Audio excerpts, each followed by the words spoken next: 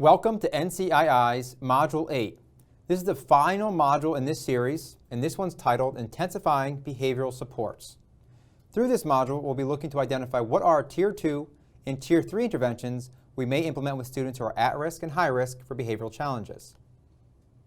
First, a few acknowledgments. Much of the content shared in this module was developed by members of the OSIP-funded National Technical Assistance Center for Positive Behavioral Interventions and Supports. A special thank you to members of our classroom work group, as well as members of the Northeast PBIS network. As a way of orientation into this module, what you'll notice through this module is, of course, the module video that you're currently progressing through. Embedded throughout the module video are a series of activities. You'll access those activities through your module workbook. You'll also find module readings and additional resources throughout this module to help support the content that we'll be discussing. In addition to that, you'll find different types of activities. We'll have stop and jot activities, some discussion board posts, as well as an end-of-module workbook quiz. The module quiz is intended to be a self-assessment and to answer the question, do you know the basic content presented in this module? You'll also see coaching activities.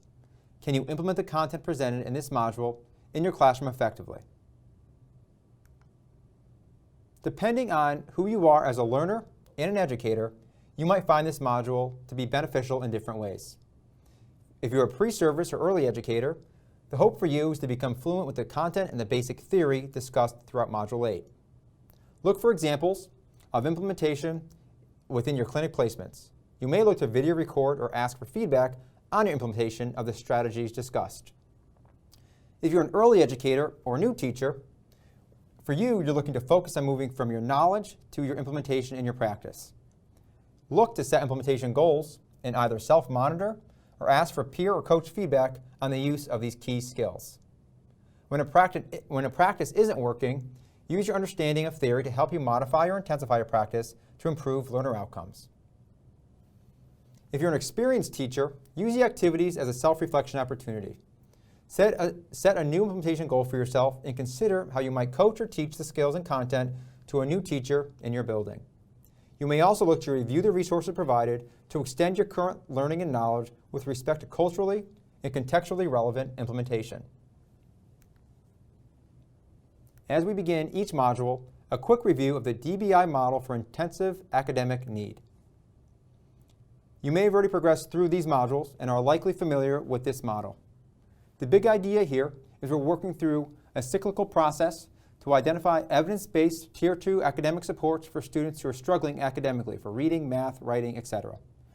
Through this process, we're first identifying the students in need, identifying an evidence-based practice, progress monitoring and diagnosing need over time, and continually reflecting on whether or not the intervention we're implementing is as effective as it could be for the learners we are supporting.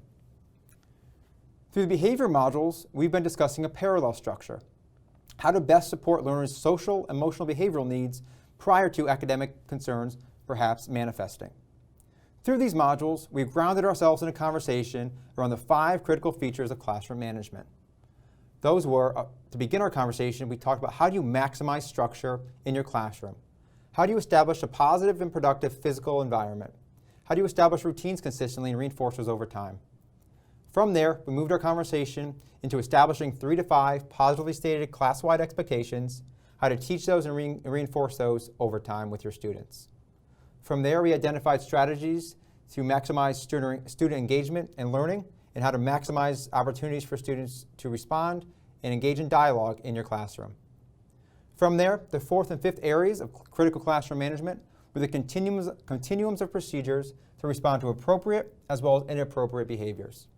Comprehensively, when you're able to implement these 5 big areas of classroom management well, we will be confident in concluding that we've successfully set our students up for success in the classroom. Over time, we implement the fidelity of these 5 areas of classroom management. We progress monitor those as a self-reflective process as an educator. We identify if we can perhaps improve upon any of these 5 areas. To intensify or adapt our intervention strategies in the classroom, we might look to increase the frequency, the duration, and/or the precision of any of these 5 areas. Over time, again in a cyclical process, we continue to progress monitor our 5 critical areas of classroom management identifying strengths as well as areas for improvement from our own implementation.